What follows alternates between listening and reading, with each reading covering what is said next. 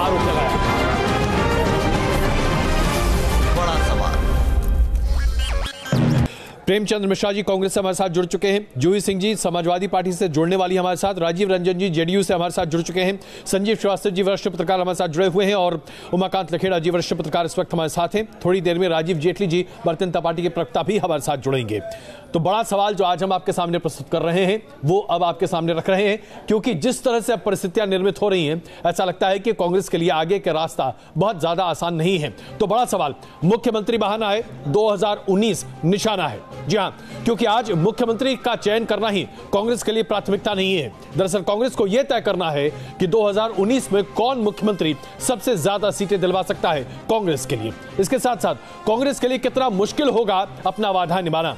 10 दिनों के भीतर कर्ज माफी, सिर्फ 45 से 50 दिन का वक्त मिलेगा इससे पहले कि पूरे देश में कोड ऑफ कंडक्ट लागू हो जाए, और तब तक कांग्रेस को यह प्रदर्शित करना पड़ेगा कि इन राज्यों में कांग्रेस ने मूलभूत परिवर्तन किया है। क्या अपना वादा निभा पाएगी कांग्रेस? उसके साथ साथ बड़ा सवाल एक भी उठता है कि क्या भारतीय जनता पार्टी अपने आत्मचिंतन से कोई रास्ता निकाल पा रही है? क्योंकि अगर आप देखें तो पहले उपचुनाव में हार, उसके बाद कर्नाटक की हार और अब 3 राज्यों की हार। भारतीय जनता पार्टी के लिए भी आगे का रास्ता आसान नहीं है। तो शुरुआत प्रेमचंद मिश्रा जी आपसे करूं, क्या हो रहा है आपकी पार्टी में? ऐसा लग रहा है जैसे कि बगावत होने वाली है। देखिए, इसे बगावत कहना मैं समझता हूं उचित नहीं होगा। आप इतने सीनियर मोस्ट जर्नलिस्ट हैं, एक स्वाभाविक प्रक्रिया है।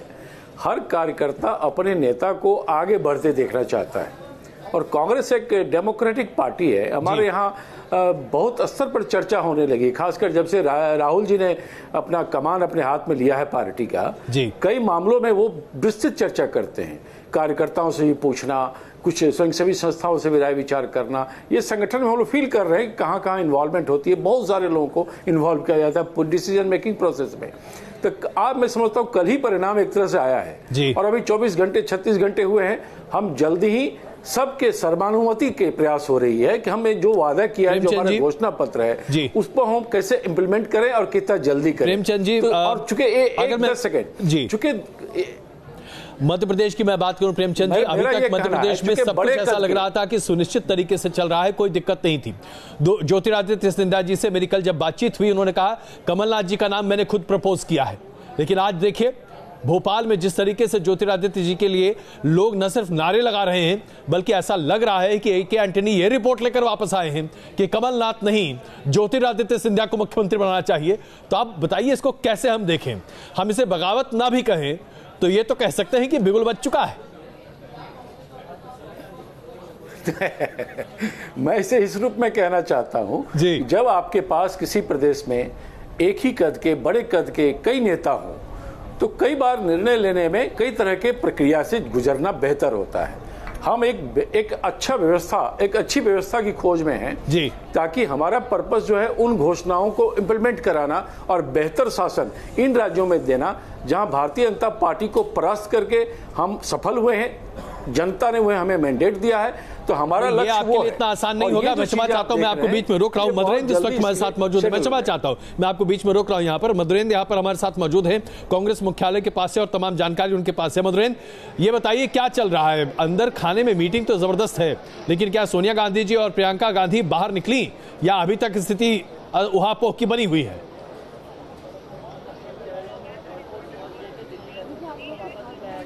देखिए, सिंधिया की नाराजगी को निपटाने के लिए समूचे गांधी परिवार को कशमकश करना पड़ रहा है, अपनी ताकत लगानी पड़ रही है। हमारे ठीक पीछे राहुल गांधी का आवास है और इस आवास पर सिंधिया मौजूद हैं, और साथ ही राहुल गांधी के अलावा प्रियंका गांधी के अलावा सोनिया गांधी स्वयं मौजूद हैं। तो समझा जा सकता है कि किस तरह से सिंधिया, जो कि एक तरह से फैसले से खुश नहीं है, और उनको शांत करने के लिए, उनको एक तरह से समझाने के लिए खुद सोनिया गांधी को आगे आना पड़ा है, खुद उनको नेतृत्व संभालना पड़ा है। तो ऐसे में समझा जा सकता है कुल मिलाकर कि स्थितियां किस तरह से जमीन पर दरअसल विपरीत हैं, और जो अंदर खाने की संभावनाएं हैं उसमें माना जा रहा है कि सिंधिया को मना लिया जाएगा, और ये मैसेज भेजने में पार्टी आला कमान कामयाब रहेगा कि कमलनाथ के साथ ही सिंधिया की भी सहमति होगी। मधुरेंद्र, हम आपके पास फिर आएंगे। संजीव श्रीवास्तव जी, जरा ये बताइए, कांग्रेस को बहुत पत्रकारों ने बहुत नजदीकी से देखा, उनमें से आप भी एक हैं। कांग्रेस पार्टी में इस तरह की उहापोह की स्थिति होती थी, लेकिन इतनी ज्यादा हो ऐसा नहीं देखा जाता था। ये क्या हो गया है? युवा वर्सेस तजर्बा, ये बहुत जबरदस्त घमासान है आज कांग्रेस में। बिल्कुल सही कह रहे हैं आप अजय। मैं तो 35-36 साल हो गए मुझे पत्रकारिता में जी। मैंने कांग्रेस में ऐसा नज़ारा पहली बार देखा है, कम से कम राजस्थान और मध्य प्रदेश के संदर्भ में। तो देखिए, बात यह है कि अनुभव और तजुर्बे की लड़ाई नहीं है सिर्फ, ये थोड़ा बहुत आला कमान का फेलियर भी है प्रबंधन का जी। क्योंकि यूजुअली क्या होता है, अगर आप डेमोक्रेटिक एक्सरसाइज कर रहे हैं, अगर आप विधायकों की राय ले रहे हैं तो फिर विधायकों की राय के अनुसार चलिए जी, या फिर आप पहले ही विधायकों से सिर्फ एक लाइन का प्रस्ताव पारित करा लेते कि फैसला हम हाईकमान पे छोड़ते हैं जी।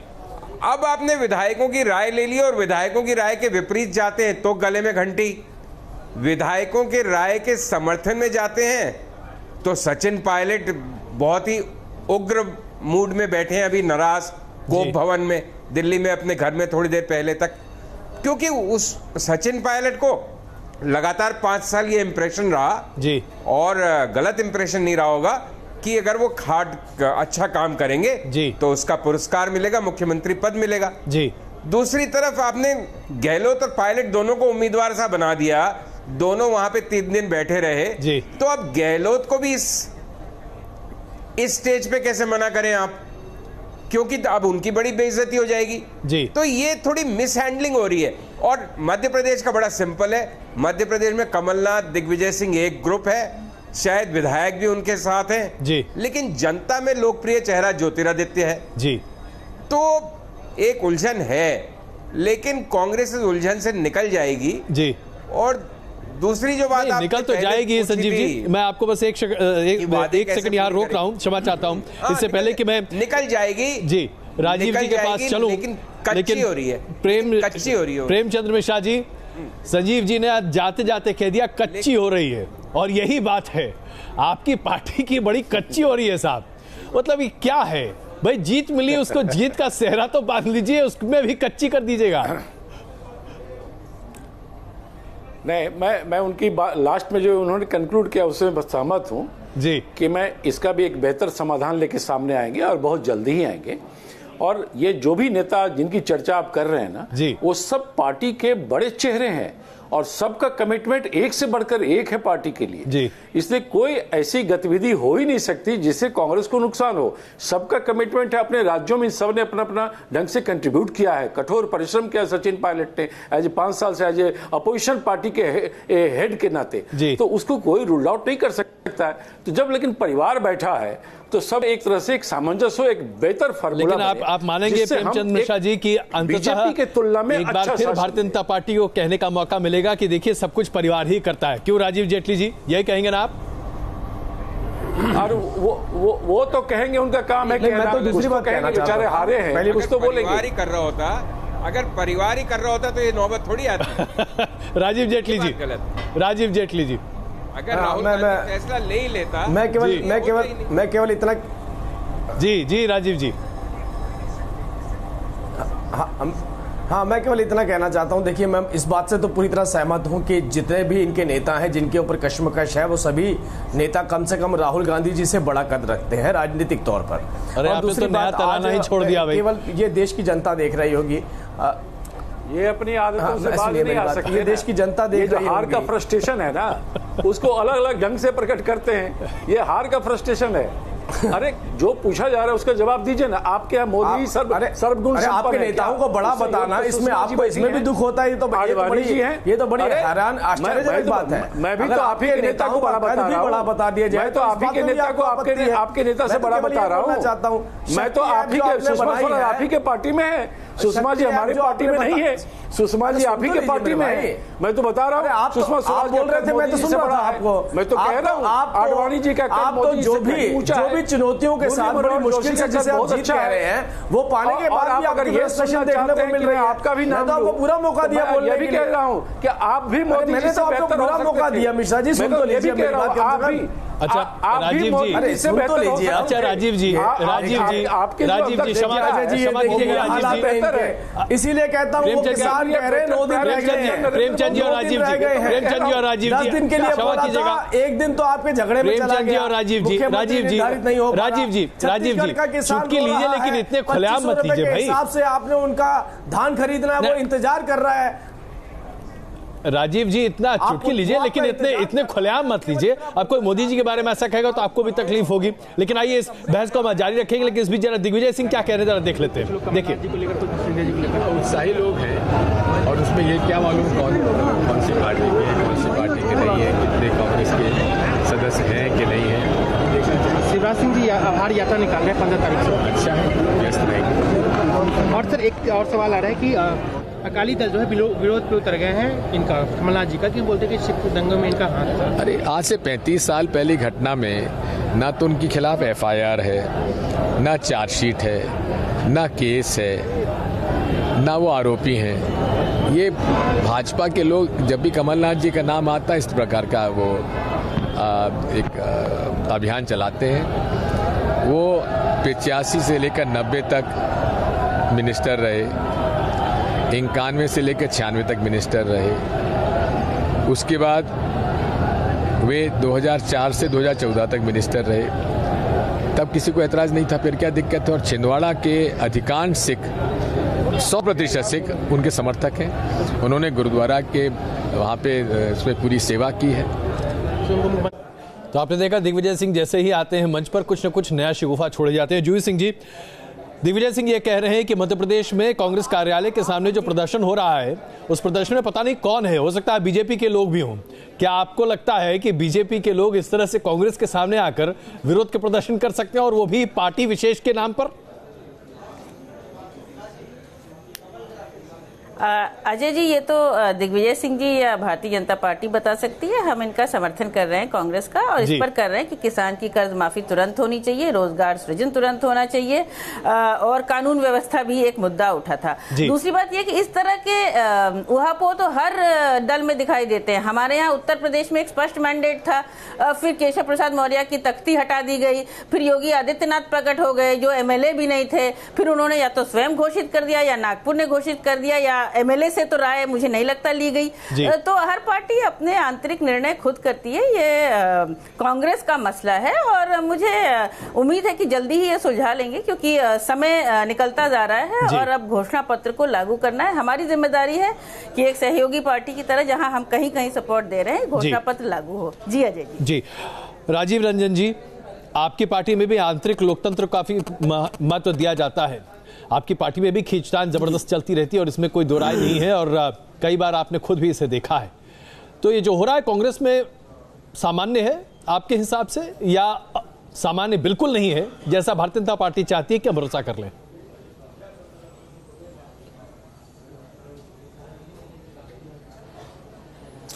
देखिए, एक बात तो बिल्कुल साफ है, अभी एक जीत इनको पंजाब में मिली, बड़ी जीत मिली थी जी। पंजाब कांग्रेस किस तरह से विभाजित है ये देश के सामने है कि करतारपुर साहिब कॉरिडोर के जरिए पूरे पंजाब कांग्रेस की हकीकत खुल गई।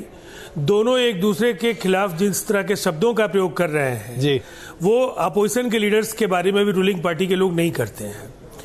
जिस तरीके से भोपाल और जयपुर में कार्यकर्ता उनके हैं या किनके हैं ये तो जांच का विषय है, लेकिन मुझे लगता है जी कि इतनी आसानी से भारतीय जनता पार्टी पर आरोप लगाकर दिग्विजय सिंह जी अपना बचाव नहीं कर पाएंगे, इसलिए कि उनके दोनों तरफ के नेताओं के जिस तरह से सुर बिगड़े हुए हैं, और मझोले दर्जे के नेता तो ऑन रिकॉर्ड बाइट दे रहे हैं, वो अपने अपने रिएक्शंस शेयर कर रहे हैं जी।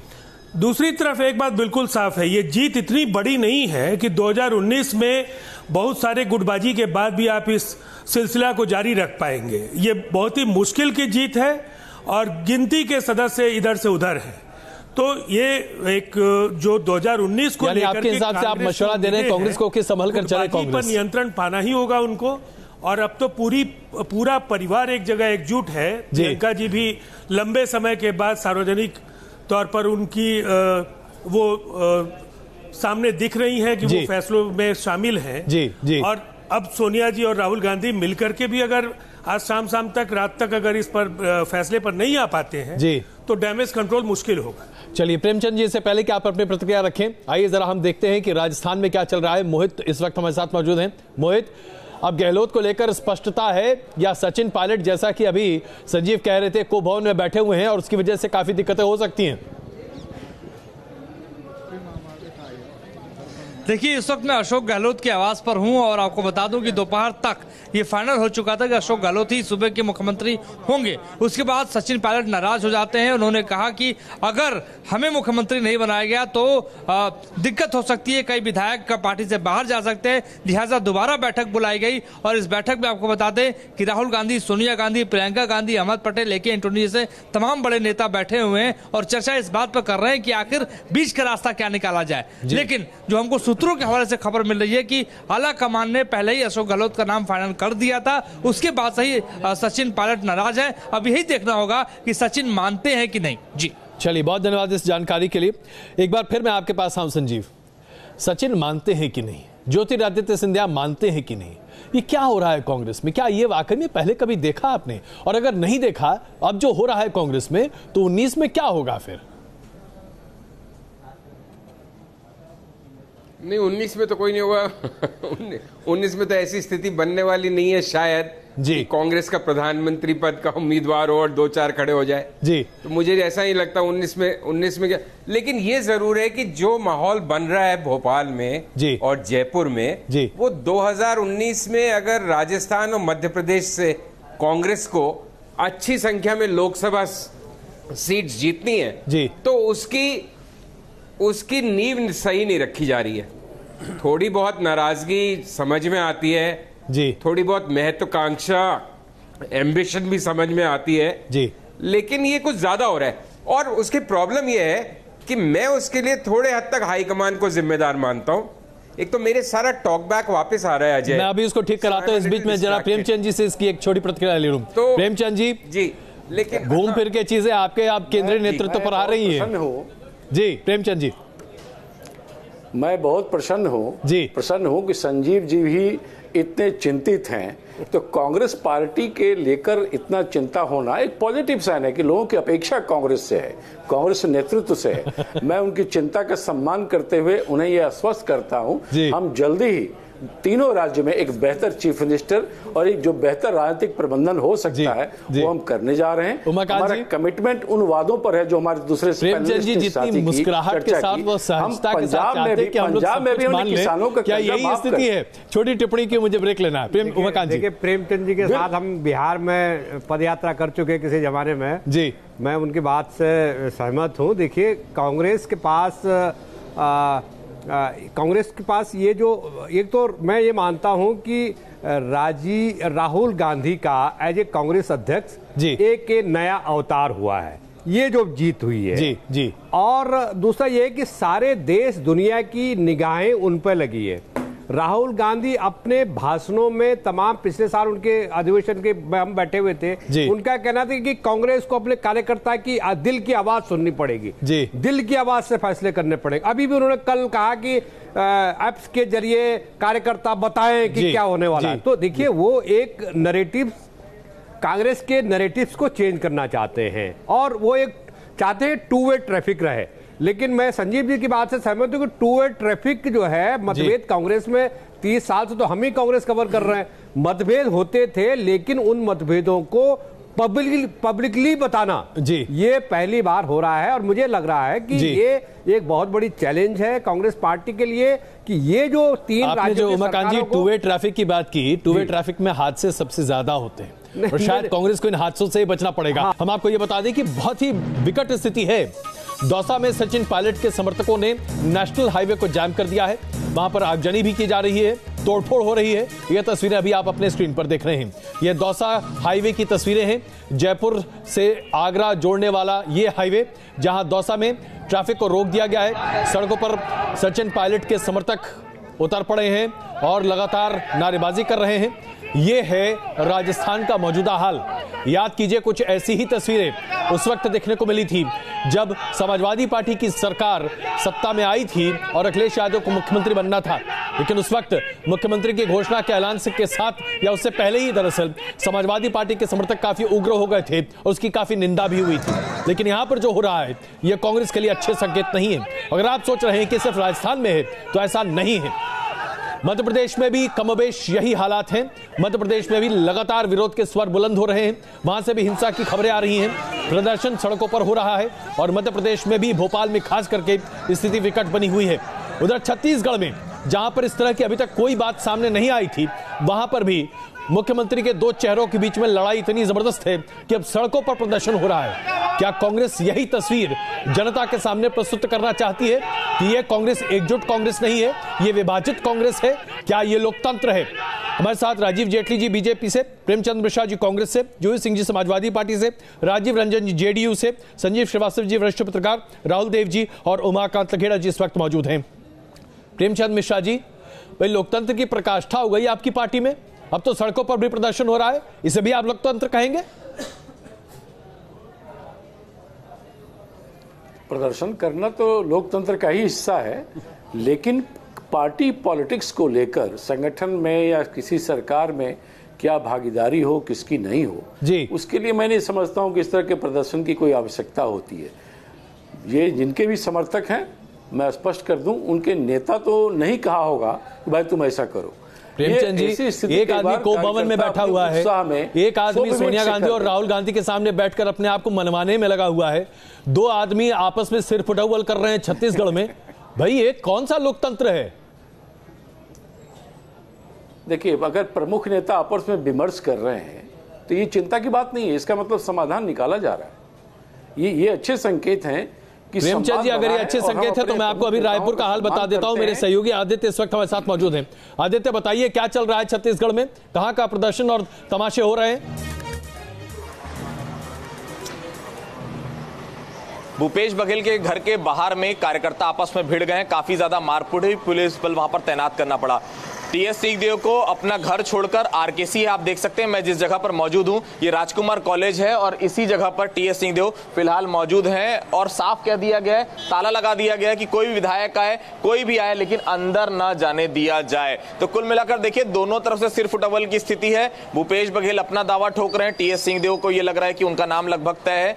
तमाम जो है कार्यकर्ता हैं वो इंतजार कर रहे हैं उस पल का, जैसे ही डिक्लेयर हो। लेकिन ये तय बात है कि कांग्रेस में घमासान यहां भी होना तय है, क्योंकि अगर भूपेश बघेल सीएम नहीं बनते, टीएस सिंहदेव बन जाते हैं सीएम, तो सीधे तौर पर यह बात आएगी कि जिसने संगठन को यहां तक खड़े किया, संघर्ष का स्वर बदल गया है और कहीं ना कहीं आपस में सिर फुटौल छत्तीसगढ़ में भी देखा जा सकता है। फिलहाल कार्यकर्ताओं में आपस में मारपीट तो शुरू हो ही गई है। आदित्य, इस जानकारी के लिए धन्यवाद। मैं अपने प्रोड्यूसर से कहूंगा कि इन तस्वीरों को जो छत्तीसगढ़ की हैं एक बार फिर दर्शकों को दिखाइए। देखिए ये तस्वीरें, ये हैं वो कांग्रेस के कार्यकर्ता जो आपस में मार पिटाई कर रहे हैं, कोई किसी को घूंसे मार रहा है, कोई लात मार रहा है। ये स्थिति यहां पर बनती जा रही है। ये है छत्तीसगढ़ का हाल और यहां पर सत्ता की लालुपता कितनी ज्यादा है ये स्पष्ट तौर से दिखाई दे रही है। राजीव जेटली जी, कम से कम आपकी पार्टी में तो ये नहीं होता, आला कमान जो तय कर दे वही होता।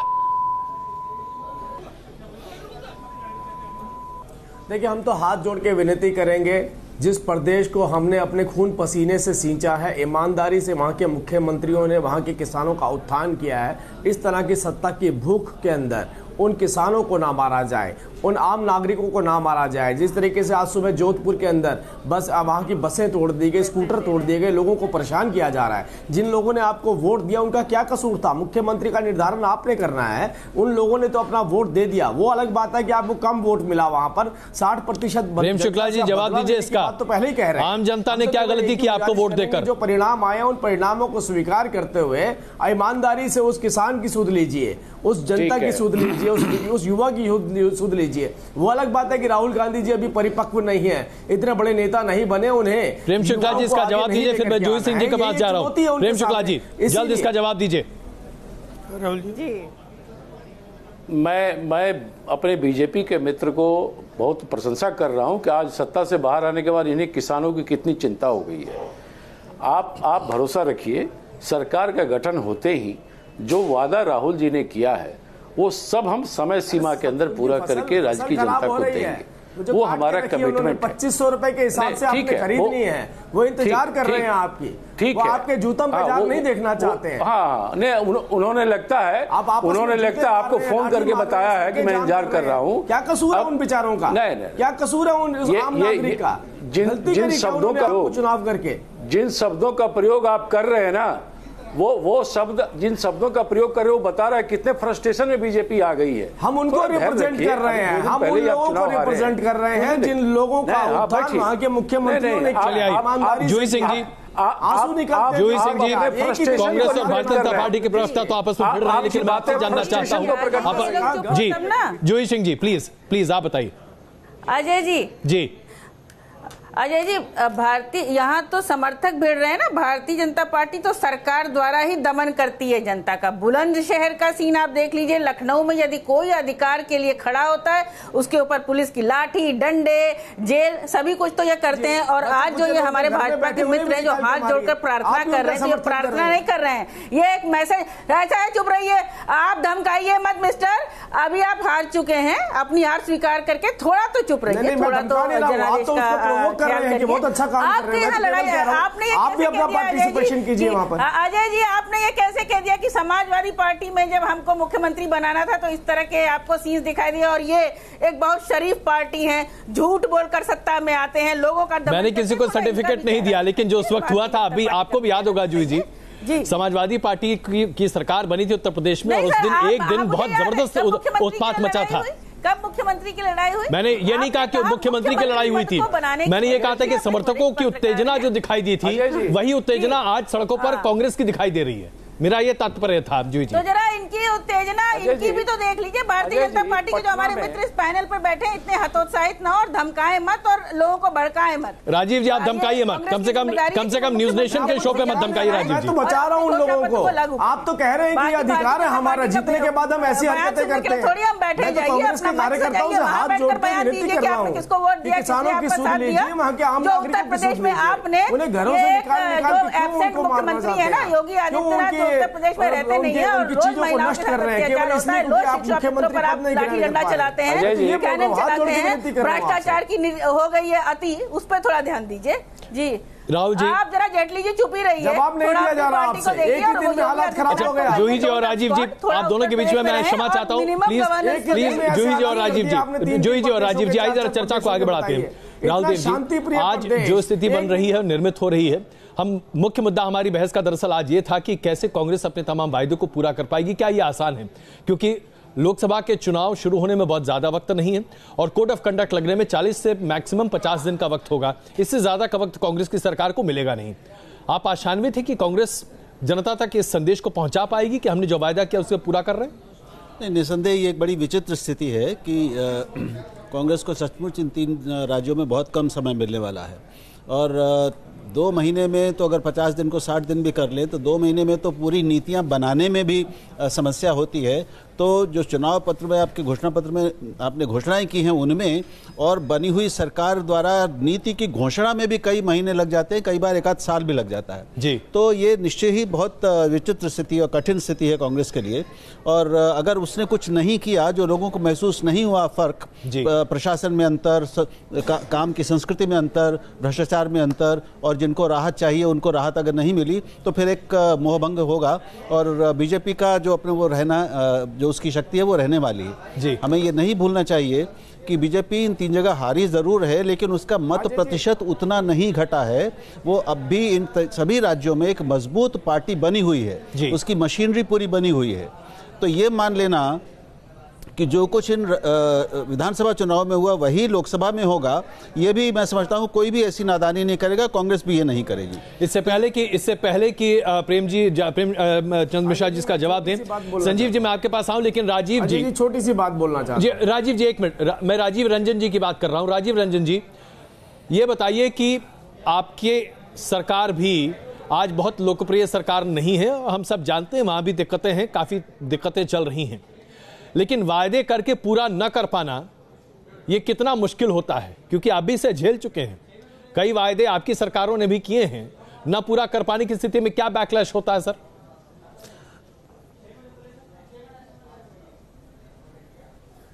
देखिए, सबसे पहली बात तो यह है कि बिहार में नीतीश कुमार जी की लोकप्रियता का पैमाना क्या होगा। अब तक जो चुनाव हुए हैं तो हम अलग अलग गठबंधनों की अगुवाई करते हुए हमने बराबर अपराजय जीत दर्ज की है।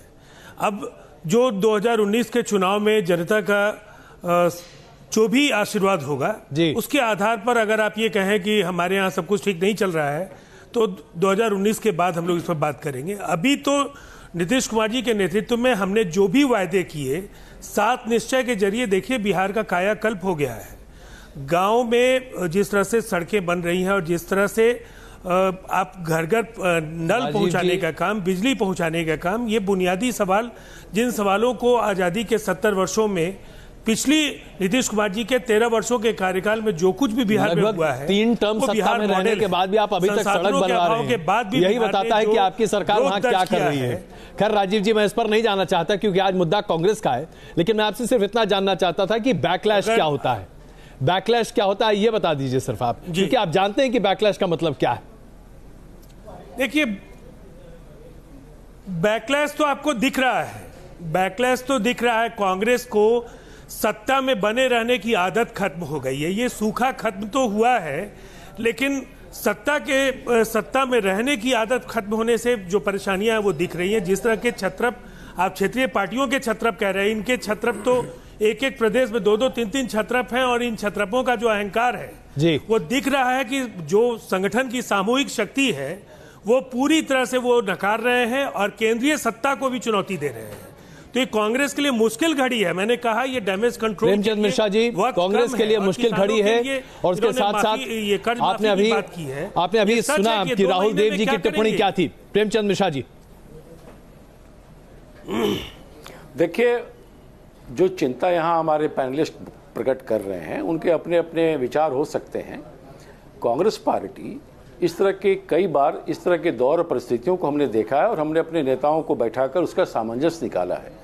चूंकि राहुल गांधी जी बाय नेचर एक डेमोक्रेट आदमी हैं, वो बहुत स्तर पर चर्चा करते हैं किसी भी फैसले पर पहुंचने से पहले। हाँ, उनका पर्पस सिर्फ ये रहता है कि जो डिसीजन हो वो सबसे बेस्ट डिसीजन हो। हम उन राज्यों में जहां हमें जनमत मिला है, वहां हमने जो जनता से वादे किए हैं वो पूरा करना हमारा प्रायोरिटी है। उसके लिए हम एक बेस्ट अरेंजमेंट करने जा रहे हैं, और अभी सिर्फ 24-36 घंटे हुए रिजल्ट के, कुछ समय और दीजिए। संजीव श्रीवास्तव जी, कि हमने किया, राहुल गांधी बाय नेचर बहुत डेमोक्रेटिक हैं, के अंदर करेंगे, बहुत ज्यादा लोकतांत्रिक है, इसीलिए सब कुछ है। संजीव श्रीवास्तव जी,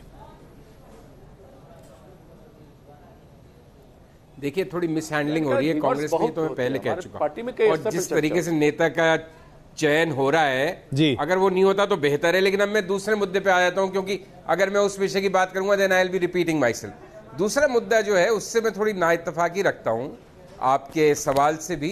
भाई, मोदी सरकार को 4.5 साल हो गए, उसने अपने वादे नहीं पूरे किए, उस पर बहस होती तो समझ में आता। जो सरकार अभी बनने जा रही है वो कैसे अपने वादे पूरे करेगी, उसकी चिंता और उस पर बहस थोड़ा अटपटा लगता है ना, नंबर 1। नंबर 2 बात, पिछले 25-30 साल में इसी तरह से सरकारें बनी है, दिसंबर में चुनाव होके और अप्रैल मई में लोकसभा चुनाव हुए, और हर बार जिस स्टेट में जिस पार्टी की ज्यादा मजबूती से सरकार बनी है, कांग्रेस की कोई खास मजबूती से नहीं बनी है, इसलिए बीजेपी की अच्छी सीट्स आएंगी एमपी राजस्थान में, लेकिन जिसकी सरकार बनती है वो ज्यादा सीट लाता है। और हर बार कौन सा वो 3 महीने में वादे पूरे कर देते हैं, नई नीतियां लगा देते हैं। तो मेरे अनुसार ये चिंता थोड़ी सी अननेचुरल सी है। मतलब ऐसा कुछ होने वाला नहीं है कि कांग्रेस 3 महीने में क्या करेगी, उसके हिसाब से जनता उनको लोकसभा में वैसे भी क्राइटेरियन अलग होगा, लोकसभा में वैसे भी कांग्रेस के लिए मुश्किल होगी क्योंकि मोदी ज्यादा पॉपुलर है। तो ये सब बातें, लेकिन ये कि वो अपने वादे कैसे पूरे करेगी, आई एम सॉरी, मेरे ख्याल से जनता इस पे इतनी चिंतित नहीं है। राजीव जेटली जी, शायद आप लोग तो पहले दिन से चौकीदार बन गए हैं, संजीव जी तो आपके चौकीदारी पर ही सवाल खड़े कर रहे हैं। भाई, आपने 4.5 साल का चौकीदारी करो। एक बात बोलना चाहता हूं, हमारी एक भावांतर योजना है जो किसानों के लिए बनाई गई थी जी। अगर वो भावांतर योजना से कांग्रेस के नेताओं की पूर्ति होती है तो अपनी पूर्ति कर लें, और पूर्ति करने के बाद प्रदेश का जो हमारी सरकारी योजनाएं नीतियां थी कम से कम उसको ना रोके, उसको आगे चलाएं। क्योंकि जो किसानों के लिए, किसानों की भरपाई के लिए हमने योजनाएं बनाई थी, आज जो आपके स्क्रीन के ऊपर देखने नजारा देखने को मिलता है, इससे साफ जाहिर होता है कि अब वो स्क्रीन का जो उपयोग है, प्रयोग है, वो सारा का सारा नेताओं के ऊपर किया जाएगा। कांग्रेसी नेताओं को सेटिस्फाई करने के लिए सरकारी योजनाओं को लागू किया जाएगा। स्कीम बहुत अच्छी थी, लेकिन उसका काउंटर रिएक्शन भी था। क्योंकि उसका लाभ सबको अरे भाई भावांतर किसानों के लिए थी, मैं बोल रहा हूँ कांग्रेसी नेताओं के ऊपर लागू होगी। अब वो पैसा जो किसानों को जाता था वो कांग्रेसी नेताओं को सेटिस्फाई करने के लिए दिया जाएगा। संजीव जी, ये पहले ही दिन में ही देखने को नजर आ गया। जवाब देना चाह रहे हैं जरा प्रेमचंद जी को और राजीव जी को 2 सेकंड बात कर लेने देते हैं। जी प्रेमचंद जी, अब जिनकी जरूरत है वहां होगा, राहुल गांधी जी को रूट चेंज करना पड़ेगा उस योजनाओं का। प्रेमचंद जी जवाब दे राजीव जी का। हमारे बीजेपी के मित्र कुछ गैर जरूरी बात कर रहे हैं। मुझे ये समझ में नहीं आ रहा है कि अगर आपने इतनी अच्छी अच्छी योजनाएं चलाई तो आप फिर चुनाव में हारे क्यों? जरूरी बात तो देश की सड़कों पे नजर आ रही है। पत्थरबाजी आपकी हो रही है, मुझे कह रहे हैं गैर जरूरी बात कर रहा हूं। अरे भाई आप लोगों ने चुनाव किया है, आपको पता है। अब अजय जी से पूछ लीजिए। सुनिए, आप बनिए, आपके यहाँ हम तो मुख्यमंत्री चुन रहे हैं ना, आपके यहाँ बीजेपी का प्रदेश अध्यक्ष जो बना था बिहार में, कैसे चुन रहे हैं? आपके एमपी सीपी ठाकुर निकाली है, कार्यालय को तोड़फोड़ कर दिया था, आग लगा दी थी। प्रधानमंत्री क्या बात कर रहे हैं गांधी जी को, क्या बात कर रही है? आपके यहाँ तो हिंसक प्रदर्शन का इतिहास रहा है। आप मार कुटाई करने में अभ्यस्त हैं, स्वभाव से आप दंगाई हैं, आपकी भाषा भी वही हो रही है। कदों के नेताओं के नाम वो भाषा का प्रयोग मत करिए। क्या बुराई थी? पॉइंट है, सुनिए ना, फिर आप रिपीट कर रहे हैं। ये आपकी हताशा है, आपकी हताशा है, आप हार गए हैं। बर्दाश्त करिए, बर्दाश्त करिए, बर्दाश्त कीजिए। तो और कुछ चीजों को इसलिए कह रहे हैं बर्दाश्त करिए। ये फ्रस्ट्रेशन अगले साल जब पार्लियामेंट में हारेंगे ना, आपके पार्लियामेंट में जो हार होने वाली है, यह उसकी आशंका है। जूही सिंह जी, क्या भारतीय जनता पार्टी अब उसके भरोसे बहुत अति उतावली होकर चौकीदार बन रही है? खत्म हो गया। विपक्ष की भूमिका कुछ ज्यादा ही संजीदगी से इन राज्यों में ले रही है। अजय जी प्रश्न सुनाई नहीं दिया। मैंने कहा कि क्या भारतीय जनता पार्टी समय से पहले ज्यादा उतावली हो रही है? चौकीदार की भूमिका कुछ ज्यादा संजीदगी से, विपक्ष की भूमिका में कुछ ज्यादा ही गंभीरता। अभी सरकार बनी भी नहीं है लेकिन अभी से चौकीदारी चालू है। नहीं, भारतीय जनता पार्टी तो परमानेंट विपक्ष की भूमिका में रहती है। ये सरकार में भी कोई काम थोड़ी करते हैं, वहां भी ये विपक्ष की तरह ही रहते हैं। इनको न जनता से मतलब है, न जनता की कठिनाइयों से मतलब है। इनका एक ही ध्येय है कि चुनाव लड़ना, बूथ प्रबंधन, झूठ बोलना, मायावी रूप उत्पन्न करना, योजनाओं को रीनेम करना। तो विपक्ष की इनको अच्छी पीएचडी हासिल है। सरकार चलाना न इनको आता है, न ये जानते। और हिंदी पट्टी स्पष्ट जनादेश इनको दे चुकी है। गोरखपुर मुख्यमंत्री हारे, मौर्य हारे उप मुख्यमंत्री, कैराना हारे, नूरपुर हारे। इनको नहीं सुनना है, विपक्ष की तरह लोगों को धमकाना है, तो वो तो ये सरकार में रहकर भी करते हैं, सरकार में मशीनरी के साथ करते हैं, ऐसे चिल्ला चिल्ला के करते हैं। तो राजीव जी, कोई नया नहीं है। राजीव जी, कितना धमकाएंगे आप लोगों को? भाई मत धमकाइए, थोड़ा काम करने दीजिए लोगों को।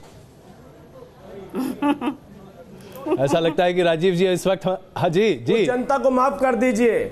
जोधपुर में लोगों के घरों में पत्थर मारे जा रहे हैं, शीशे तोड़े जा रहे हैं उनके, वो माफ कर दीजिए। उनका क्या कसूर है? राहुल गांधी जी को मुख्यमंत्री बनाना है, प्रियंका गांधी जी को बनाना है, रॉबर्ट वाड्रा जी थोड़ी देर में पहुंचने वाले हैं। आप परिवार ने बैठ करके डिस्कस करना, उस जनता को तो बख्श दीजिए। उन्हें क्यों पत्थर मार रहे हैं आप? उनके प्रेमचंद मिश्रा जी, आखिरकार रॉबर्ट वाड्रा का नाम बचा हुआ तो वो भी आ गया। इनकी पीएचडी है, इनको प्रेमचंद जी, रॉबर्ट वाड्रा भी आ गए बीच में। करने का जरूरत नहीं है, ड्रामा और नौटंकी में भी पीएचडी। कम से कम हम पूंजीपतियों से तो चर्चा नहीं कर रहे हैं। चीफ मिनिस्टर बनाने के पहले हम अपने परिवार में चर्चा कर रहे हैं। तो चलो हम अडानी जी से तो चर्चा नहीं कर रहे हैं ना, अपने परिवार में ही हम अपने पार्टी के नेताओं से चर्चा कर रहे हैं। हम अपनी आपका परिवार पूंजीपति है, आपका परिवार पूंजीपति है, हमारा परिवार शहीदी परिवार है, हमने देश के लिए कुर्बानियां दी है। मैं एक आखिरी सवाल राहुल जी, एक आखिरी सवाल मैं आपसे ले लूं। राहुल जी, जो अभी चल रहा है, जाहिर सी बात है कांग्रेस जो भी अभी निश्चय पर पहुंचती है, निर्णय पर पहुंचती है, कांग्रेस का अपना व्यक्तिगत मत हो सकता है, लेकिन क्या एक स्वस्थ परिपाठी, एक स्वस्थ परंपरा की ये शुरुआत कही जा सकती है? हर बार मौका मिलता है, पार्टियां चूक जाती हैं, कांग्रेस भी चूकती दिख रही है। अब अगर इसका एक तो ये दिख रहा है कि उसको पहले अंदाज नहीं था शायद, या वो तैयार नहीं थी कि किसको करना है। पहले से एक दिमाग में अगर खाका बना होता, उसकी कुछ तैयारी होती, तो शायद ये जो अभी शीशा लेदर एक तरह से तो पार्टी की हो रही है सड़कों पर, वो नहीं होती और ये दुखद दृश्य हमें नहीं देखने पड़ते। लेकिन हम जानते हैं कि अनुशासन आज की किसी भी पार्टी में वो कहीं सिखाया नहीं जाता, पढ़ाया नहीं जाता, तो वो कोई अब एक मूल्य नहीं रह गया है। तो उत्तेजना की ही जब सारी राजनीति है, उत्तेजना उत्तेजना भड़काने की और उसको भुनाने की, तो उसका एक रूप हम आज देख रहे हैं। आप सबका बहुत धन्यवाद इस चर्चा में शामिल होने के लिए। आज बड़ा सवाल में बस इतना ही। लगातार देखते रहे न्यूज नेशन, तुरंत वापस आ रहे हैं। का आरोप लगा